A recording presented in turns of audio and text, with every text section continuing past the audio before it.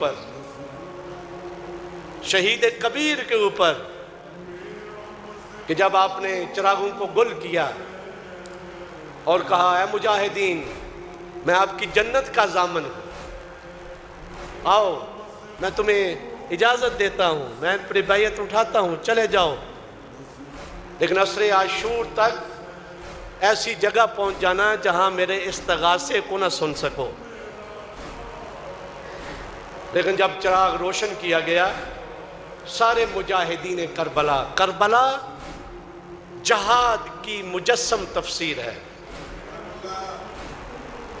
اور دیکھیں جہاں پہ جہاد اصغر کیا ہے کربلا والوں نے، جہاد اکبر بھی کیا ہے۔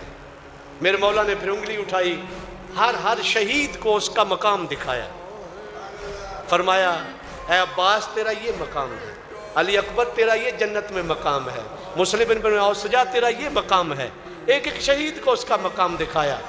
اور دیکھیں قمر بنی ہاشم شبیہ امیر المومنین نے بھی دو جہاد کیے، ایک جہاد اکبر کیا، ایک جہاد اصغر کیا۔ جہاد اکبر کب کیا؟ عمر ملعون امان نامہ لے کے آتا ہے ابن زیاد کی طرف سے اور آواز دے کے کہتا ہے اینا بنو اختنا اینا عباس و اخویہ، کہ کہاں ہیں میری بہن کے بیٹے، کہاں ہیں عباس اور ان کے بھائی، میں ان کے لیے امان لے کے آیا ہوں۔ میرے مولا قمر بنی ہاشم نے جواب نہیں دیا۔ امام حسین علیہ السلام فرماتے ہیں بھیا اجیب لو کان فاسقا، فرمایا بھیا یہ جو پکار رہا ہے اگرچہ فاسق بھی ہو اس کا جواب دو۔ تو میرے مولا نے فرمایا ہے ملعون کیا کہہ رہا ہے؟ کہنے لگا کہ میں ام البنین کے بچوں کے لیے امان نامہ لے کے آیا ہوں۔ تو میرے مولا فرماتے ہیں کہ خدا تیرے اوپر بھی لعنت کرے، تیرے امان نامے کے اوپر بھی لعنت کرے کہ ام البنین کے بچوں کے لیے تو امان نامہ لے کے آئے ہو لیکن فاطمہ الزہرا کے بچے کے لیے کوئی امان نہیں ہے۔ عزاداران محترم، یہ وہ جہاد اکبر جو قمر بنی ہاشم نے کیا، اور جہاد اصغر کے لیے جب مولا سے اجازت مانگتے ہیں فرماتے ہیں مولا حل لی رخصہ، فرمایا کہ کیا میرے لیے رخصت ہے، اجازت ہے کہ میں جاؤں جا کے جہاد کروں؟ تو وہاں جناب مولا امام حسین علیہ السلام روک کے کہتے ہیں عباس تم میری فوج کے سپہ سالار ہو، تو جب سپہ سالار چلا جاتا ہے نا تو پھر فوج بکھر جاتی ہے۔ عزاداران محترم سنیں گا، جناب قمر بنی ہاشم رو پڑتے ہیں، رو کے کہتے ہیں مولا ذرا وہ بتائیے یہ فوج کہاں ہے جس کا میں سپہ سالار ہوں۔ عزاداران محترم آتے ہیں مشکیزہ لے کے، جنگ کرنا شروع کرتے ہیں، مشکیزے کو بھرتے ہیں، کوشش یہ ہے کسی طریقے سے یہ پانی سکینہ کے لیے خیام میں پہنچ جائے۔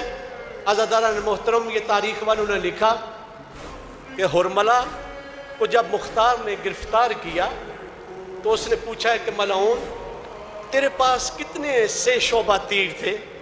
اس ملعون نے کہا کہ میرے پاس 3 سے شعبہ تیر تھے، یہ وہ تیر ہوتے ہیں کہ جو گھوڑے اور اونٹوں کو مارے جاتے ہیں۔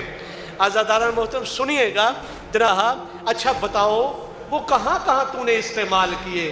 کہنے لگا کہ میں نے وہ پہلا تیر جو استعمال کیا وہ جناب قمر بنی ہاشم جب دونوں بازو کٹ چکے ہیں تو اپنے مشکیزے کے اوپر جھکے ہوئے ہیں کہ کسی طریقے سے پانی جو ہے وہ خیام میں پہنچ جائے، تو میں نے کمان میں ڈال کے جناب قمر بنی ہاشم کی آنکھ کا نشانہ لیا۔ میرے مولا کو جب یہ آنکھ میں تیر لگا ہے نا تو پھر دیکھ نہیں پا رہے تھے۔ عزاداران محترم ایک ظالم نے ایک گرز آہنی مارا کہ میرے مولا زین پہ سنبھل نہیں سکے۔ دوسرا تیر پوچھا کہ بتاؤ تو نے کہاں مارا؟ کہنے لگا ملعون کہ میں نے جب 6 ماہ بچہ حسین ابن علی اپنی گودی میں اٹھا کے پانی پلانے کے لیے لے کے آئے تو میں نے تیر مارا۔ تیر کا کام تو سوراخ کرنا ہوتا ہے لیکن یہ اتنا وزنی تیر تھا، ذوبح الطفل من الاذن الى الاذن، کہ بچہ ایک کان سے دوسرے کان تک ذبح ہو گیا۔ عزاداران محترم آخری جملہ آپ کی خدمت میں عرض کروں. پوچھا کہ اے ملعون بتا کہ تیسرا تیر تو نے کہاں مارا؟ کہنے لگے جب میرے مولا امام حسین کو ظالموں نے تیروں کے ذریعے سے، تلواروں کے ذریعے سے، نیزوں کے ذریعے سے زخمی کیا تو میرے مولا اپنے خون صاف کرنے کے لیے اپنے قمیض کے دامن کو اوپر کیا. میرے مولا خون صاف کرنا چاہتے تھے. مجھے مولا کا سینہ دل کی جگہ نظر آئی. میں نے تیر کمان میں ڈال کے امام حسین کے دل کا نشانہ لیا. اللہ لعنت اللہ علیہ.